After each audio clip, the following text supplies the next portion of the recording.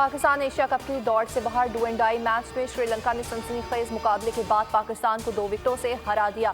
श्रीलंका की टीम ने 253 रन का हदफ मैच के आखिरी गेंद पर हासिल किया। इफ्तिखार अहमद ने 3, शाहीन अफरीदी ने 2 खिलाड़ियों को पवेलियन भेजा।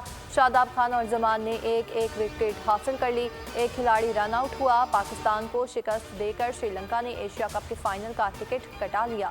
लंकन टीम इतवार को कोलंबो में इवेंट के फाइनल में भारत का मुकाबला करेगी।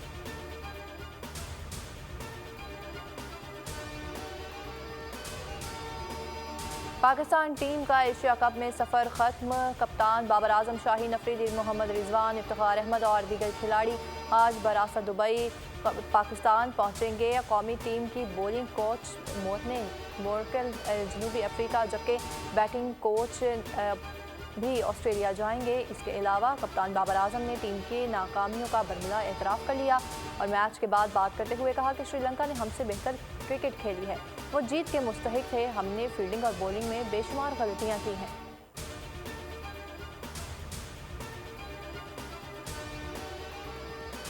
इंतखाबात करवाना इलेक्शन कमीशन की जिम्मेदारी है, हमारी नहीं। इलेक्शन से मुतालिक सुप्रीम कोर्ट जो भी फैसला करेगी अमल करेंगे।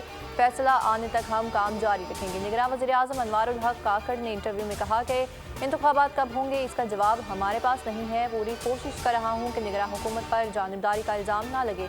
सदर ने ख़त में तजवीज़ दी है कि कोई फैसला नहीं दिया। सदर ने इलेक्शन कमीशन को तजवीज़ दी है, वो ही जवाब दे सकते हैं।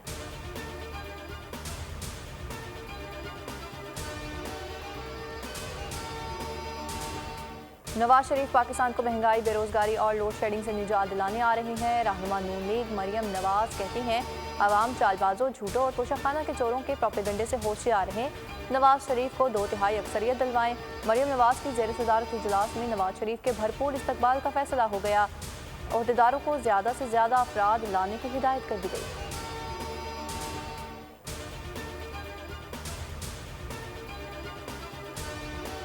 हमें लेवल प्लेइंग फील्ड नहीं दी जा रही, पीपल्स पार्टी ने फिर शिकवा दोहरा दिया। लाहौर में सेंट्रल एग्जीक्यूटिव कमेटी के इजलास के बाद मीडिया से गुफ्तगू में शाजिया मरीम ने कहा कि पीपल्स पार्टी 14 मई के इलेक्शन के लिए भी तैयार थी, लेकिन इलेक्शन नहीं हुआ।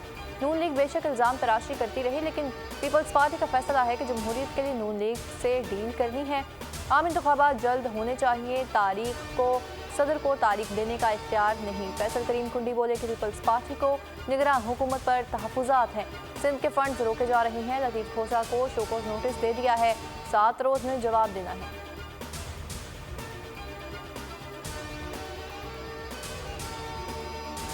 अवाम के सामने बेईमान लीडरों का चेहरा बेनकाब करूंगा। अवाम को महरूम रखने में बेईमान लीडरों का किरदार है। पीटीआई पार्लियामेंटेरियंस के सरबराह परवेज़ खटक का डेरा इस्माइल खान में जलसे से खिताब। कहा कि लोग समझदार हो गए हैं, सोशल मीडिया का दौर है, लोग झूठ और सच में फ़र्क कर सकते हैं। अपने दौरे हुकूमत में खैबर पख्तूनख्वा में तरक्याती काम करवाए। पुलिस और तालीम के निज़ाम को बेहतर भी किया था।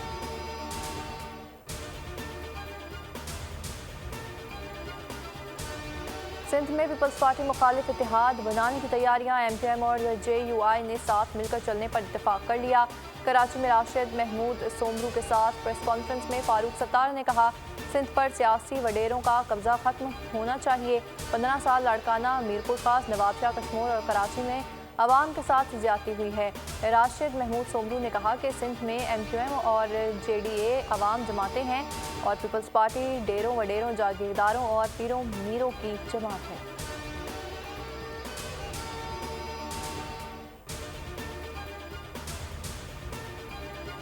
मस्तूंग में दहशतगर्दी, सड़क किनारे धमाका। जेयूआई के रहनुमा हाफिज हमदुल्ला समेत 11 अफराद जख्मी। हाफिज हमदुल्ला को चेहरे और पांव पर जख्म आए, हालत खतरे से बाहर। एक जख्मी की हालत तशवीशनाक। असिस्टेंट कमिश्नर मस्तूंग का कहना है कि खुदकश धमाके के हवाले से कुछ नहीं कहा जा सकता। उधर जेयूआई की कोयटा में शटर डाउन हड़ताल की कॉल। मौलाना गफूर हैदरी कहते हैं मस्तूंग वाक़या जमीयत के कायदीन पर हमले का तसलसल है। निगरान वज़ीर आज़म अनवारुल हक काकड़ और निगरान वज़ीर दाखिला सरफराज बुगटी की धमाके की शदीद मजम्मत, दुख का इजहार किया। कहा कि हमला बुज़दिलाना फ़ाल है, दहशतगर्द इंतशार फैलाना चाहते हैं।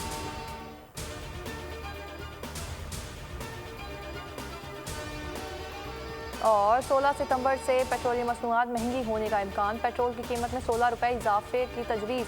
हाई स्पीड डीजल की कीमत में 14 रुपये इजाफा मुतवक्के।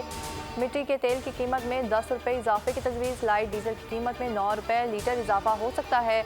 ओगरा वर्किंग पेपर हुकूमत के हवाले से तजवीज़ देगी और वज़ीर आज़म की मंजूरी से नोटिफिकेशन जारी होगा।